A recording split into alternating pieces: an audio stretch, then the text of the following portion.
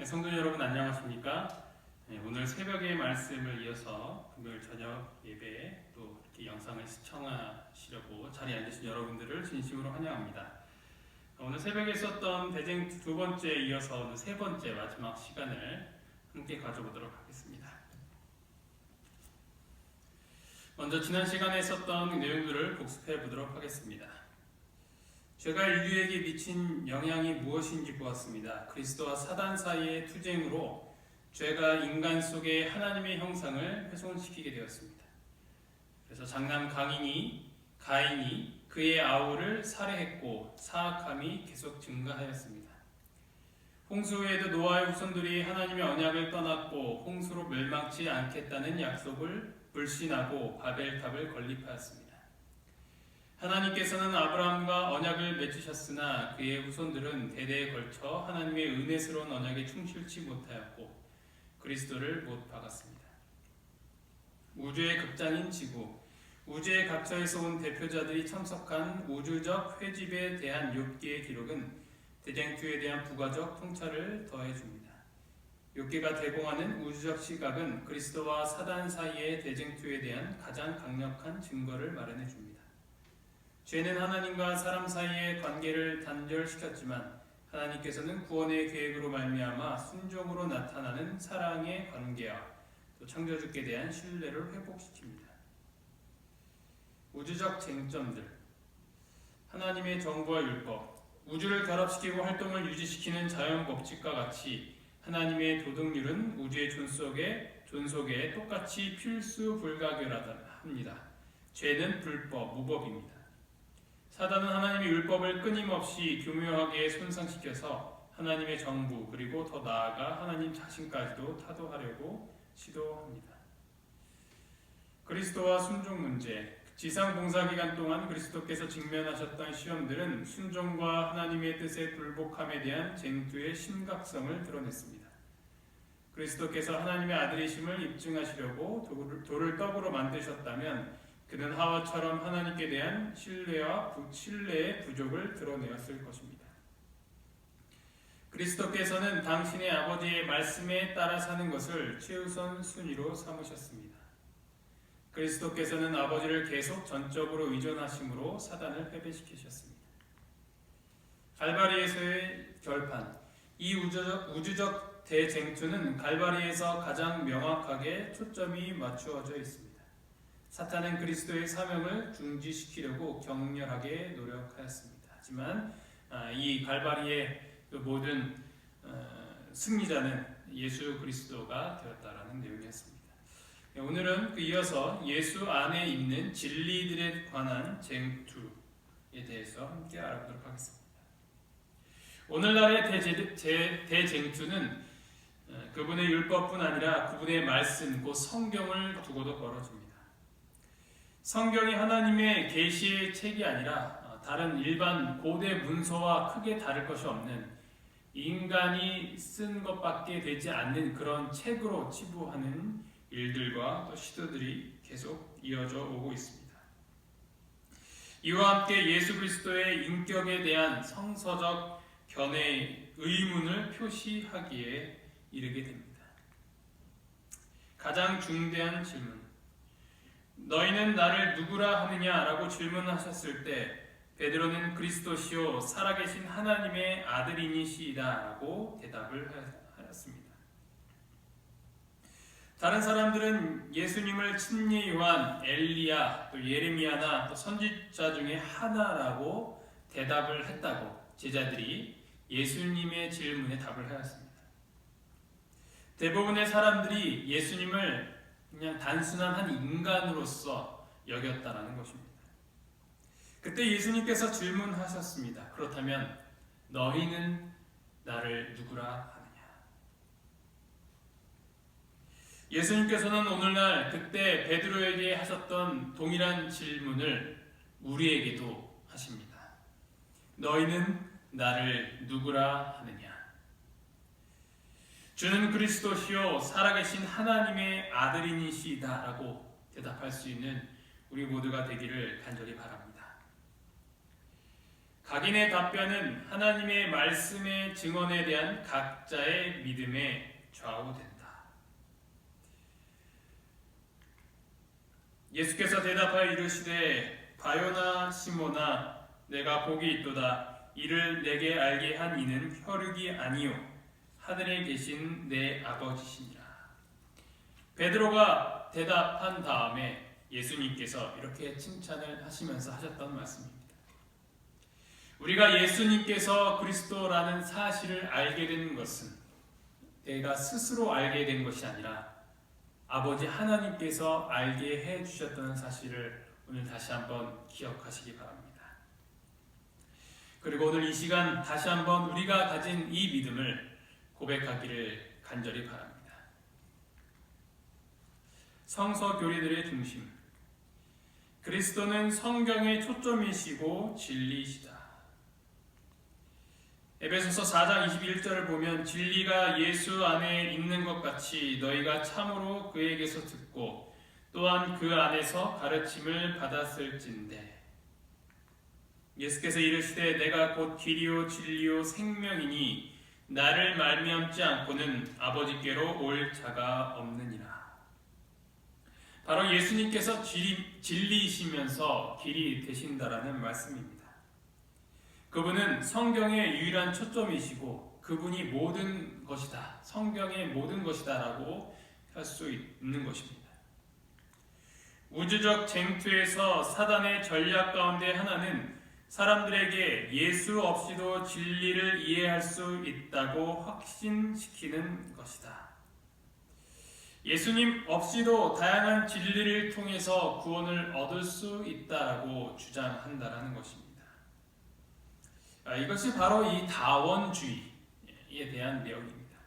다원주의란 무엇인가? 그것은 마치 이 산의 정상에 오르기 위해서 여러 가지 다양한 길이 존재한다라는 것입니다. 그 길은 짧은 길도 있을 수 있고 또 오래 걸리는 길일 수 있고 험난한 길일 수도 있고 다양한 길이 있지만 결국 그 모든 길은 이 정상을 향해서 가게 된다는 것입니다. 따라서 어떤 길이든지 결국 구원에 이르는 길이기 때문에 모든 진리들을 인정해 주자라는 것이죠. 다른 이들을 배척하지 않고 인정해 주면서 포용하자는 것, 이것은 굉장히 매력적으로 들립니다. 불교 같은 경우 그렇죠. 불교나 힌두교라든지 그런 종교들 보면 다 포용을 합니다. 다 흡수시켜요. 그리고 우리가 다 사이좋게 지내자, 그런 모습입니다. 그래서 요즘 이 다원주의 시대에 그러한 사상들이 굉장히 환영을 받습니다. 포용하고 인정해주고 하는 그런 일들 말이죠. 그래서 오히려 이 기독교가 배타적이다, 너밖에 모른다, 전도하지 말아라, 이렇게 나오는 것은 요즘 시대의 당연한 모습인 것입니다. 하지만 이런 사상들이 결국에는 무엇이 진리인가에 대하여서 혼동만을 준다는 것입니다. 모든 것이 진리가 될 수 있기 때문에 참 진리가 무엇인지를 알기를 갈급하고 그것을 찾아내는 일을 아예 하지 못하게 한다는 것입니다. 다 모든 것이 진리가 될 수 있으니까. 그것이 다원주의라는 것입니다. 참 진리를 찾으려는 노력 자체를 가치 없게 여기고 시대에 뒤떨어진다는 그런 핀잔을 주게 되는 것, 이것이 바로 이 다원주의 시대의 특징인 것입니다. 그러나 성경에서 예수님께서는 분명히 말씀하셨습니다. 그 구원에 이르는 길은 하나고 진리도 하나다. 그것은 바로 생명을 주시는 예수 그리스도다라는 것입니다. 구원에 이르는 진리의 길은 오직 한 가지 길입니다. 그것은 바로 예수 그리스도십니다. 세상의 다른 모든 것들이 나를 통하여서 구원을 얻을 수 있다, 내가 진리다라고 이야기를 하지만 그들의 말을 믿기보다는 오히려 그것들이 거짓이라고 이야기하고 있는 성경의 말씀을 믿고 따르시는 우리 모두가 되기를 간절히 바랍니다. 우주적 쟁투에서 사단의 전략 가운데 하나는 사람들에게 예수 없이도 진리를 이해할 수 있다고 확신시키는 것입니다. 그리고 성경의 교리를 그분과 분리시키면 길이요 진리요 생명이신 분에 대한 오해가 초래하게 됩니다. 그리스도를 제쳐놓고 다른 진리의 중심점을 제시하는 것은 적 그리스도의 본질과 목적에 잘 부합하게 되는 것입니다. 이 적 그리스도라는 것은 반대된다라는 그런 뜻뿐만 아니라 대신한다라는 것도 됩니다. 그리스도를 대적하는 것을 적 그리스도라고도 하지만 그리스도를 대신하는 것도 역시 적 그리스도라는 것입니다. 우리는 결코 예수 그리스도를 대적하는 것도 혹은 대신하는 것도 결코 만들거나 그것을 따르면 안 된다는 사실, 이 시간을 통해서 꼭 기억하시기 바랍니다. 기독교 신학의 기능. 우주적 시각은 그리스도께서 우주와 그리고 진리에서 차지하고 계시는 정당한 위치를 박탈하려는 사단의 기도를 폭로한다. 기독교 신학의 과제는 하나님의 말씀의 권위에 대한 신뢰심을 북돋아주고 진리의 중심으로 제한된 모든 다른 것들을 그리스도로 대체시키는 것입니다. 이것이 바로 기독교 신학의 기능인 것입니다. 이러한 역할을 다할 때 참된 그리스도교 신학은 교회의 올바른 공헌을 하게 되는 것입니다. 따라서 이 참된 신학은 결국 성경 가운데 나타나 있는 예수 그리스도를 제대로 알려주고 있는 것입니다. 따라서 이 신학은 사탄의 활동을 저지하고 또 그것에 대하여 우리가 경계할 수 있도록 돕는 하나의 도구를 마련해 주는 것입니다. 그러므로 우리는 이 성경을 잘 연구해야 합니다. 그래야 대쟁투의 현장에서 흔들리지 않고 끝까지 하나님 편에 설 수 있게 되는 것입니다.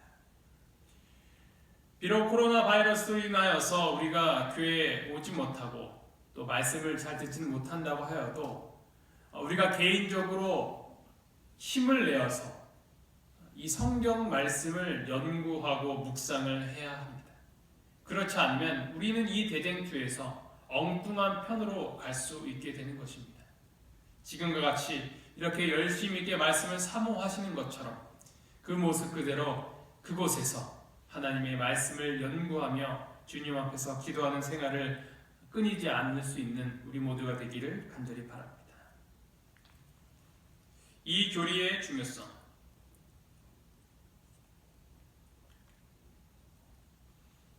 대쟁투의 교리는 태어난 모든 사람에게 영향을 미치는 엄청난 전쟁을 계시해 줍니다.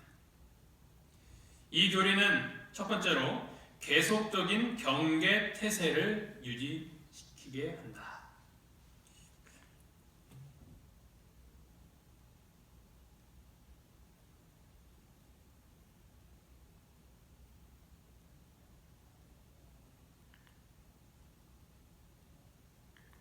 승리는 여호와의 군대의 장관이시오 강하고 능한 여호와시오 전쟁이 능한 여호와이신 예수 그리스도를 의지함으로써만 가능한 것입니다. 따라서 우리는 예수님을 의지하면서 이 싸움에서 승리할 수 있도록 항상 경계하며 살아가야 하는 것입니다. 에베소서 6장 13절로 18절에서는 이러한 우리의 상태, 어떠한 상태를 갖춰야 되는지를 잘 설명해 주고 있습니다. 그러므로 하나님의 전신갑주를 취하라. 이는 악한 날에 너희가 능히 대적하고 모든 일을 행한 후에 서기 위함이라. 그런즉 서서 진리로 너희 허리띠를 띠고 의의 호심경을 붙이고 평안의 복음이 준비한 것으로 신을 신고 모든 것 위에 믿음의 방패를 가지고 이로써 능히 악한 자의 모든 불화살을 소멸하고 구원의 투구와 성령의 검 곧 하나님의 말씀을 가지라. 모든 기도와 간구를 하되 항상 성령 안에서 기도하고 이를 위하여 깨어 구하기를 항상 힘쓰며 여러 성도를 위하여 구하라. 우리는 눈에 보이지 않는 전쟁터에 서 있습니다. 그래서 우리는 하나님께서 주시는 전신갑주를 입어야 하는 것입니다. 그러나 우리는 이 전쟁터에서 두려워할 필요가 없습니다. 왜냐하면 그 끝이 어떻게 되는지 우리는 이미 알고 있기 때문입니다. 우리가 반드시 승리할 것이라는 약속이 하나님의 말씀 가운데 있기 때문입니다. 그러나 이 모든 일에 우리를 사랑하시는 이로 말미암아 우리가 넉넉히 이기느니라. 넉넉히 이기게 하시는 그 주님의 사랑을 주신 하나님께 감사하시기 바랍니다. 두 번째, 그 교리는 고난의 신비를 설명해 준다. 악은 하나님에게서 비롯되지 않았습니다. 타락한 천사인 사단이야말로 잔인한 행위와 고통의 책임을 져야 할 장본인이라는 것을 우리는 깨닫게 되는 것입니다. 우리가 대쟁투의 맥락에서 강도질, 살인, 장례식, 범죄, 그리고 사고 등을 고찰할 때 그것들을 더 잘 이해할 수 있는 것입니다. 왜 이런 것들이 일어나는가? 왜 나에게 이런 일을 경험하게 하시는가? 우리는 대쟁투에 서 있기 때문인 것입니다. 아직까지도 끊이지 않는 선과 악의 싸움 가운데 서 있기 때문에 우리에게 이런 원하지 않는 일들이 계속 생겨나게 된다는 것입니다. 십자가는 죄의 파괴성과 죄인에 대한 하나님의 사랑의 깊이를 모두 증거했다. 이와 같이 대쟁투의 주제는 우리에게 죄를 미워하되 죄인은 사랑하도록 가르친다. 지난번 우리가 인간의 본질에 대해서 공부를 하면서 잠깐 다뤘던 내용이지만 우리가 죄인을 미워하는 것이 아니라 죄를 미워해야 된다는 것, 그리고 그 죄의 장본인을 미워해야 한다는 것을 함께 살펴보았습니다. 세 번째, 그 교리는 세상에 대한 그리스도의 사랑에 관심을 계시해준다. 그리스도는 그의 백성들을 고아와 같이 버려두지 않으시고 우리의 계속적인 동반자로 성령과 천사들을 보내셨습니다. 요한복음 14장 16절을 보면 내가 아버지께 구하겠으니 그가 또 다른 보혜사를 너희에게 주사 영원토록 너희와 함께 있게 하리니. 여기서 말하고 있는 이 또 다른 보혜사, 예수님께서 보내실 보혜사, 바로 성령 하나님이시라는 것입니다. 이 성령 하나님께서 우리와 함께 하시는 동반자이시기 때문에 우리는 두려워하거나 걱정할 필요가 없다라는 것이죠. 히브리서 1장 14절에 보면 모든 천사들은 섬기는 영으로서 구원받을 상속자들을 위하여 섬기라고 보내심이 아니냐. 이 천사들이 우리를 섬기고 우리의 구원을 위하여서 존재한다라는 말씀입니다. 우리 모두에게 그 성령 하나님과 또 천사를 보내주셔서 우리를 보호하시고 지키신다라는 그 사실을 반드시 기억하시기 바랍니다.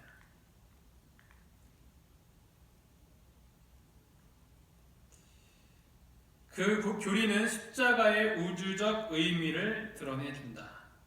그리스도의 봉사와 죽으심으로 사단이 거짓 비방을 일삼았던 당신의 아버지의 품성과 율법과 정부를 옹호하셨다. 예수님께서 돌아가심으로 말미암아 우리 하나님 아버지께서 얼마나 자비로우시고 사랑이 넘치시는 분인지를 온 우주에 알리셨다는 것이죠. 그리스도의 생애는 하나님의 공의와 선하심을 옹호하였고 하나님의 율법과 정부는 공정하다는 것을 입증하였다. 하나님의 능력과 은혜를 전적으로 의지함으로 말미암아 죄인들이 매일의 유혹들로 인한 괴로움과 좌절을 딛고 일어서서 죄에서 승리할 수 있음을 보이셨다. 이렇게 우리가 이 십자가를 통하여서 그리고 대쟁투를 통하여서 우리가 어떠한 마음으로 살아가야 되는지, 어떠한 시각으로 이 모든 것들을 바라보고 해석해야 할지를 알려주고 있는 것입니다. 여호수아는 그가 죽기 전 마지막 설교에서 다음과 같은 말을 합니다. 그러므로 이제는 여호와를 경외하며 온전함과 진실함으로 그를 섬기라. 너희의 조상들이 강 저쪽과 애굽에서 섬기던 신들을 치워버리고 여호와만 섬기라.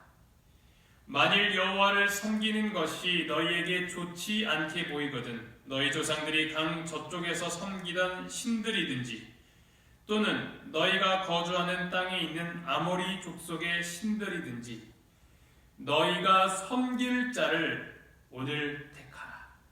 오직 나와 내 집은 여호와를 섬기겠노라 하니. 여호수아가 죽음을 앞두고 마지막으로 그의 사랑하는 백성들에게 했던 마지막 말입니다. 너희가 섬길 자를 오늘 택하라. 우리는 누구를 섬겨야 할까요? 우리는 누구를 따르며 누구에게 충성을 보여야 할까요? 그것은 바로 우리 예수 그리스도이십니다.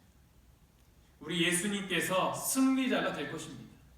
이 대쟁투의 최종을 알고 있기 때문에 우리는 그분을 섬길 수밖에 없게 되는 것입니다. 누굴 편에 서시겠습니까? 하나님 편에 설 수 있는, 그리하여 이 대쟁투의 끝에서 승리자로서 남을 수 있는 우리 모두가 되기를 간절히 바라면서 말씀을 마치겠습니다. 기도하시겠습니다. 하늘에 계신 하나님 아버지, 오늘 저희가 이 대쟁투의 교훈을 깊이 깨달을 수 있도록 도와주셔서 감사합니다. 저희가 비록 이 전쟁터에 서 있음으로 말미암아 참으로 무섭고 또 고통스러운 마음 가운데 있지만 하나님께서 저희와 함께 하여 주신다는 것을 믿고 또 우리가 주님을 따를 때 최종 승리를 얻을 수 있다는 사실을 기억하면서 하나님만 바라보며 살아갈 수 있도록 인도하여 주시옵소서. 이 모든 말씀 예수님 이름으로 간절히 기도합니다.